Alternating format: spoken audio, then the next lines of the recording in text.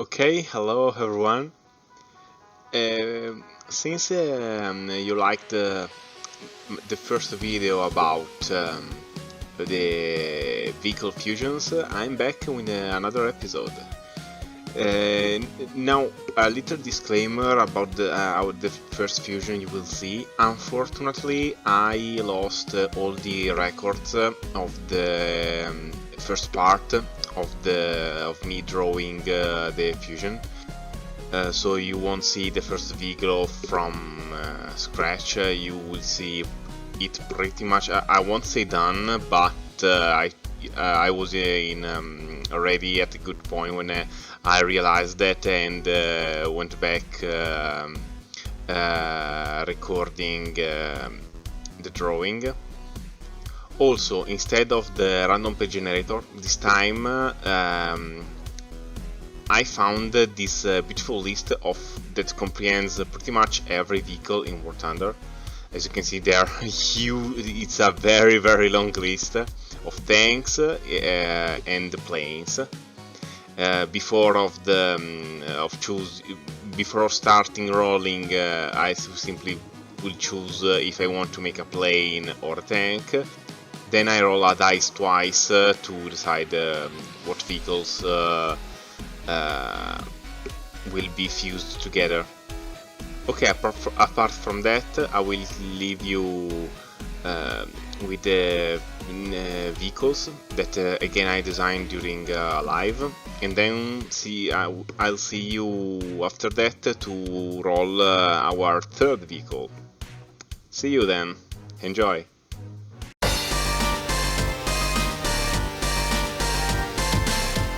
So, actually the first vehicle was in part decided by one of my patrons on my Discord channel, where I had a poll in order to maybe include some non-War Thunder vehicles in there, but it ended up comprehending two of my fan favorites.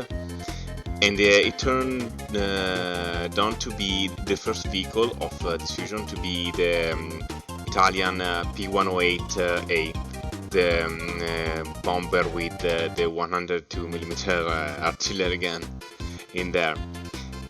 Then the DICE decided to fuse it with the French heavy bomber, the F223. Initially, the design was simply about a French version of the P108 idea, so we'd have the F223 with a 102mm gun in there. But then, after some testing, etc., I decided to translate a bit the idea. Instead of having an anti-ship artillery high altitude attacker, we now have a bomber hunter, which is pretty much the idea around this plane. Instead of putting there a 102mm gun, I decided to do something smaller, so with a 75mm gun, because the one that with the front part of the plane seeming to be pretty much fragile, I decided simply to keep the idea but use a smaller gun, and you'll see that in this little story of it. We are in the early 30s, and France is searching a solution to counter bombers as an alternative to heavy fighters. Bombers are rapidly becoming sturdier and better defender, so l'Armée de l'Air is trying to find a way to attack them from far away, and a potentially effective but crazy idea started to circle among the designers. To modify one of the recently developed Farman bombers to house a big caliber gun in order to use the bomber as an anti-air artillery flying platform. The plane, named F223.3/A, was initially intended to carry a huge 102mm gun, but after some testings on the ground, the recoil proved to be too powerful for the structure, So a cannon, the 75mm anti-airline MOE 1915, a 75 anti-air cannon of the First World War, was chosen instead. The ground tests were promising, so the bomber was modified to hold the reinforced nose with the gun, also modifying the engine's configuration to improve the stability of the aircraft. With the 4 tons of bombs in the bomb bay replaced by a way lighter ammo storage for the 75mm gun, the plane, nicknamed by the testing crew Licorne, French for the unicorn, proved to be fast enough to catch with pretty much every bomber in service at the time. Soon though, the bomber started to be also fast, in addition to be more protected and sturdier, so the Licorne was unable to keep up with any of them. The pre-series order of 15 F223.3-A was cancelled, with the L'Armée de l'Air only possessing 4 of them. A plan to upgrade the design with a more powerful engines was started, but never left the drawing table. So, as its nickname suggests, the Licorne became an extremely rare sight on French airspace.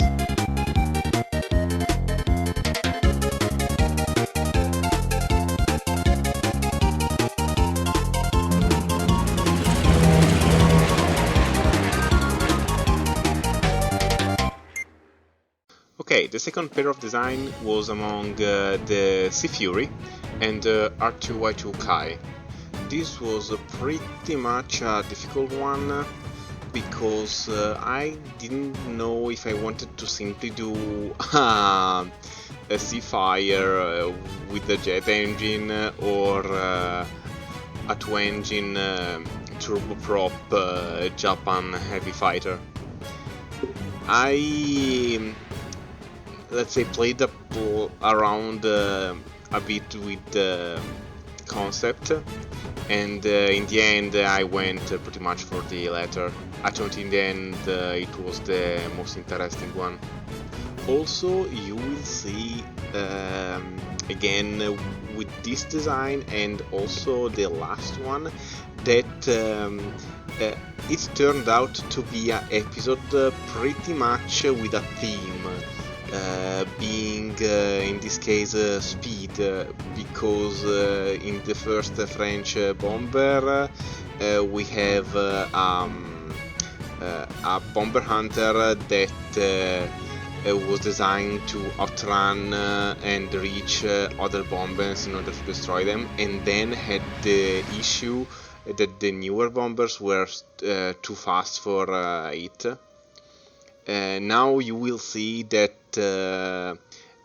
here too speed is a big theme in the story of the design, and I will spoil you that the last vehicle fusion will be a ground vehicle, and there too the vehicle will turn out to be a pretty fast one. So I hope you enjoyed these little stories.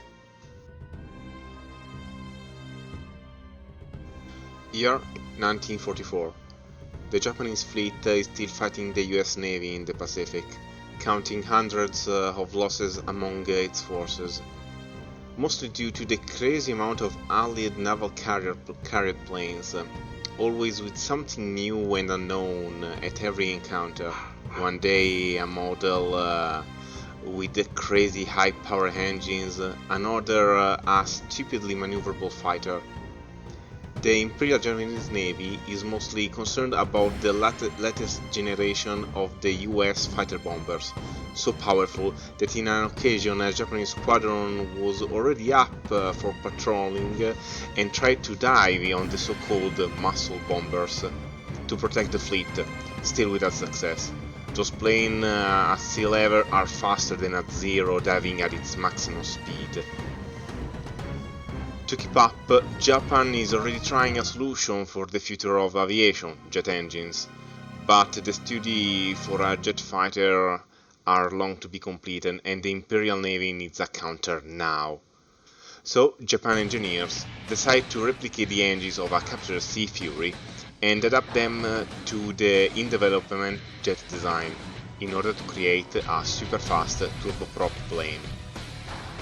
The aircraft, named R2Y2T, is developed in record times, and after a single test flight, the plane is put into production.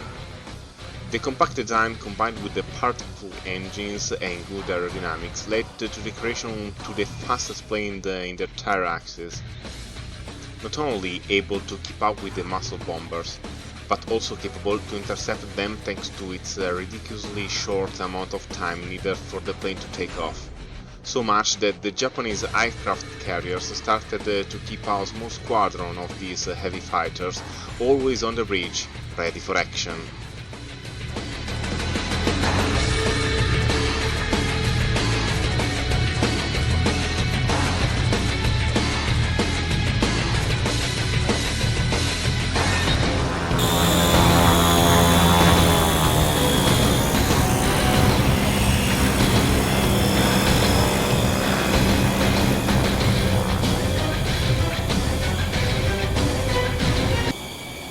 Okay, here we are to decide our last design.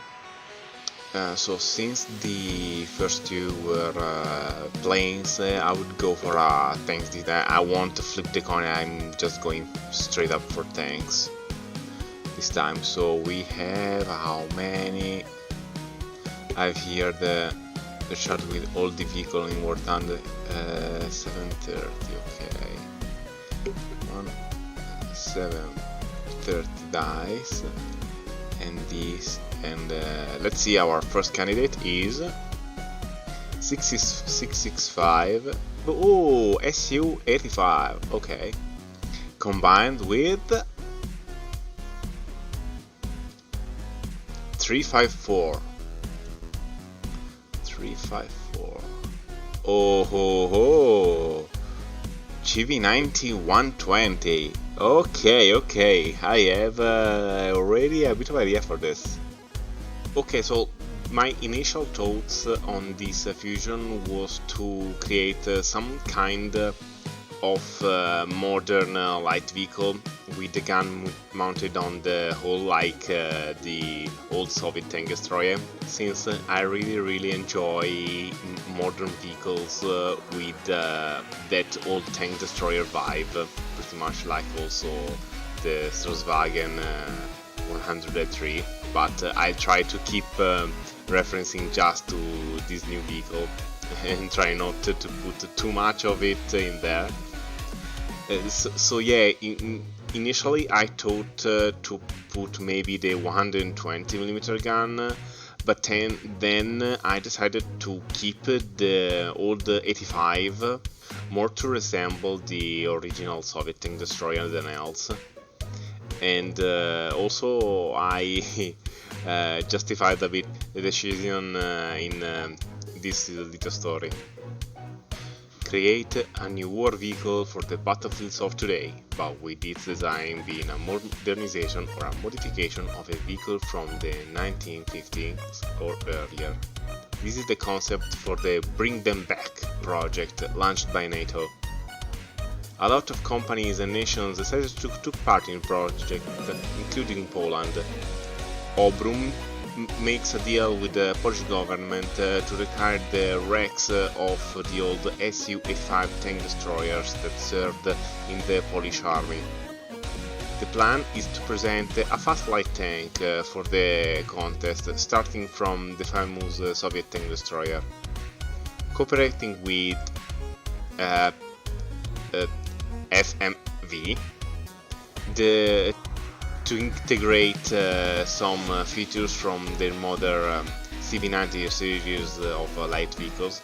The vehicle will have all the tricks and perks of modern one, such as thermal and infrared vision, a laser rangefinder, modern fire control systems, and a remote controlled gun with an autoloader. The light vehicle still retains the limited movement of the gun, not being moved from the original position in the hull, with its very mantlet modified to host the CV90's gunner sights. in order to reduce the weight and retain a lower profile. The initial project intended also to install hydropneumatic suspensions for it to have a better angle of attack, but this modification was abandoned due to the difficulties to apply it to the original Christie's suspensions of the T34. The first prototype, being not more than a simple test bed for the project, would retain the old D5T 85mm gun and is called PL085-01. The vehicle retained the lower part of the SU-85 chassis with the suspensions, part of the frontal armor, and the gun with the mantlet being pretty much unchanged. Transmissions, tracks, and controls are instead changed to allow the vehicle to use a more than 670 horsepower engine, able to bring the light vehicle to at its top speed of 80 kph in a few seconds. The upper part of the armor is reworked, inclining even more the frontal armor of the vehicle, retaining the old T34 driver hatch repositioned in the new location. The gun is so mounted in the same place, but due to the armor change, it's now external, with an autoloader located behind the breech. The rear armor is flattened, and the engine compartment is completely remodeled to host the new engine. The tests are really promising, with the PL085-01 being extremely fast and agile. To continue the project, a modern high-velocity 85mm gun is in development, and soon the vehicle will be modified to house it instead of the old D5T for testing.